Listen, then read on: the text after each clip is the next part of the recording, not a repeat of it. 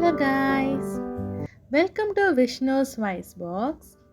இன்றைக்கி நம்ம யூடியூப் சேனலில் பேச போகிறது நாளைய தீர்ப்பில் இருந்து இப்போ ஜனநாயகன் வரைக்கும் நடித்த நம்ம தளபதி விஜயா நிறைய பேருக்கு தெரிஞ்சிருக்கும்.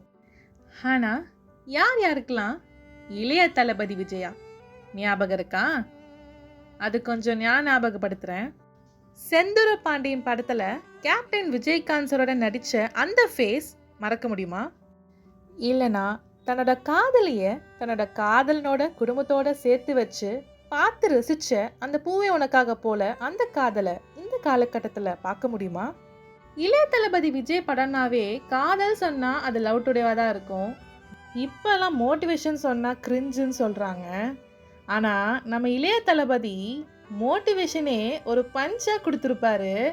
அது யாருக்கா தெரிஞ்சால் கீழே கமெண்ட்டில் சொல்லுங்கள். இப்போ நம்ம பார்க்குற தளபதி விஜய் வேறு லெவல் தான்.